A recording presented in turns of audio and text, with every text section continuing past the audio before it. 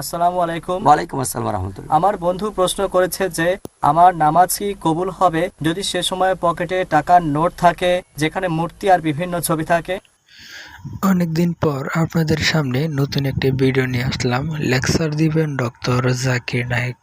ভাই প্রশ্ন করলেন যে বেশিরভাগ লোকের নামাজ পড়ার সময় পকেটে টাকার নোট থাকে, আর প্রায় সবগুলো নোটে বিভিন্ন ছবি থাকে, ফটোগ্রাফ বা মানুষের ছবি।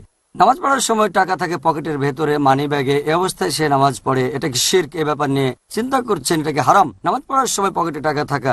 এখন কোনো মূর্তিকে প্রণাম করা হারাম, টাকাটা মাথার সামনে রেখে তারপর যদি সিজদা দিলেন তাহলে সেটা হারাম, অথবা টাকাটা বুকের উপর রেখে নামাজ পড়লেন, এটা হারাম। কিন্তু টাকা যদি পকেটে রাখেন, এই পকেট কিন্তু পেছনের দিকে, সাধারণত পেছনে রাখেন, কিন্তু নিয়ত থাকাই গুরুত্বপূর্ণ নয়। টাকাটা মাথার সামনে রাখলেন কিন্তু সেটা ইবাদত করা, এটা নিয়ত না, তারপরও সেটা হারাম। বলছেন এই মূর্তিকে প্রণাম করা আমার উদ্দেশ্য না, তারপরেও করছেন, সেটা হারাম। নিয়ত গুরুত্বপূর্ণ, তবে তার পাশাপাশি কাজটাও গুরুত্বপূর্ণ। কিন্তু যদি টাকা রাখেন মানি ব্যাগে, বেশিরভাগ ক্ষেত্রে থাকবে পেছনে, পেছনের দিকে কি ইবাদত করবে? ঠিক। 1 নম্বর পয়েন্ট, এটা থাকে পেছনে। বুক পকেটে থাকলে হার্টের কাছাকাছি থাকবে। টাকা যদি না দেখা যায় তাহলে কোনো সমস্যা নেই।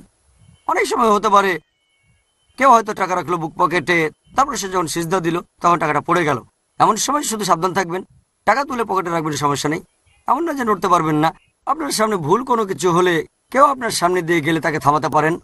হাদিস বলছে দরকার হলে জোর করে থামাও। ঠিক। যদি এরকম কোনো কিছু হয়, হতে পারে পকেটে ছিল আর সিজদার সময় পড়ে গেল একটা ফটোগ্রাফ, এবার প্যান্টের পকেটে রাখেন যেন আর না পড়ে, তাহলে প্রত্যেক সিজদায় আপনাকে ওঠানামা করতে হবে, একটু সাবধান থাকবেন।